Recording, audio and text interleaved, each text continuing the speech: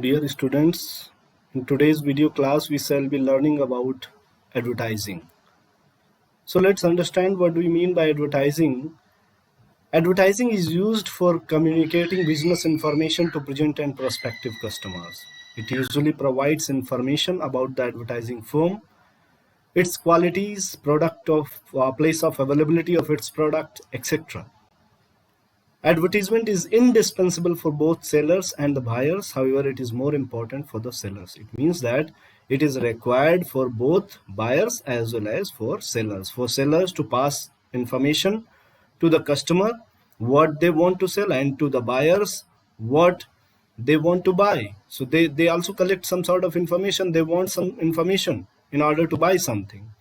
So it is indispensable for both. How American Marketing Association has defined advertising: it is any paid form of non-personal presentation and promotion of ideas, goods and services by an identified sponsor. The types of advertising are closely related to promotional objective, right? So see, what are the different types of advertising? First one is what? Institutional advertising. Through this, we try to promote organization's image, reputation, or ideas. It supports overall objective of developing goodwill or improving an organization's relations with various important groups. Suppose we take our university, Siddharth Nagar University. So in order to build its image, we will be doing institutional advertising, right? The next one is what? Advocacy advertisements. This is a form of institutional advertising that is used to protect the credibility of the company against negative consumers and highlight the company's credibility among those who favor them, right? So sometimes there are problems. What happens? People are going to spread bad image about the institution. So through advocacy advertisements, we are going to negate the negative effect created by the customers or the people, right? The third one is pioneering advertisements. This is a form of institutional advertising again, and that is used for new announcement about what a company is and what it can do or where it is located, right? We can take an example. So 5G services are coming to India. The testing phase is going on. So in order to inform to people that what new thing you are coming up with, maybe Airtel, maybe Reliance, right? They could do pioneering advertisements, right? And the next one is what? Competitive advertisement. This is very important type of advertising because this is used to promote the advantage of one product class over another, right? Through this, we are going to let customer know that how our product is different from their product, how our product is having some edge over others, over competitors, right? So it is very important because comparison is going to create a kind of positive image in the mind of the people or the customer, and they are going to buy the product, right? And the next one is what? Reminder advertisement. These kind of advertisements are used to simply bring the company's name to attention of the target market, right?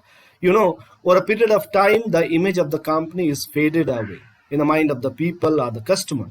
So through reminder advertisements, we are going to bring back the image of the company in the mind of the customer so that they are going to buy the product again.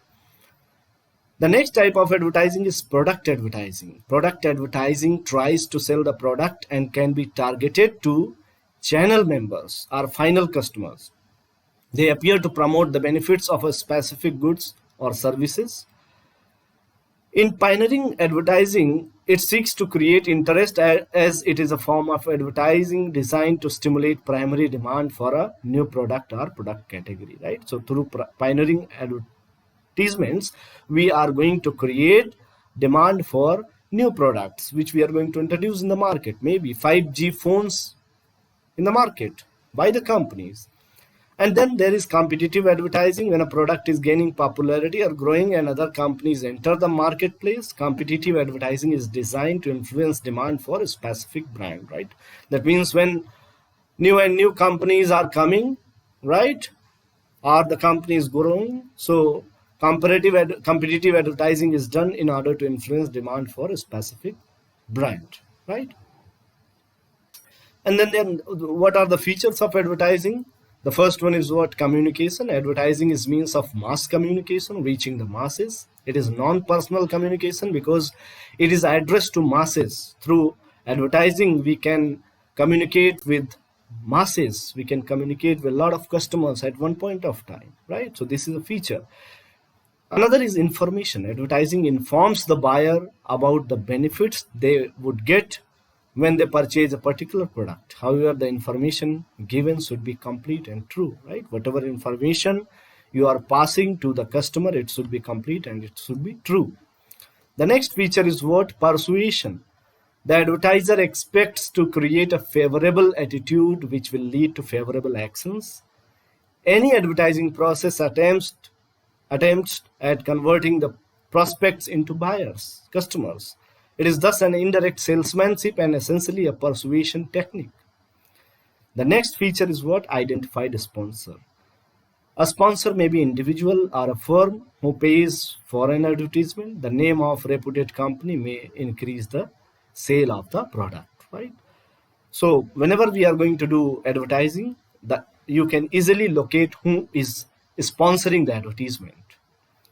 And the next one is what? The next feature is non-personal presentation, right? Salesmanship is a personal selling, whereas advertising is non-personal in nature. Advertising is meant for any one individual, but for all. Not meant for any individual, but for all. There is an absence of personal appeal in advertising, right? So these were the probable features. Now we can see what are the objectives to introduce a new product by creating interest for it among the prospective customers. To support personal selling program, advertising may be used to open customer door for salesmen. To reach people inaccessible to salesmen, it means that where salesman is not able to reach, advertising will reach, the information will be passed. And the next one is what? To enter a new market or attract a new group of customers. Through advertisements, we can enter a new market and we can try to attract new customers for our product or services which we are going to offer. The next one is what? To enhance the goodwill of the enterprise by promising better quality product and services. Through advertising, we could enhance goodwill of the enterprise, of the company, right? By offering good quality products and services. And the next objective is to improve dealer relationships. Advertising supports dealer in selling the product.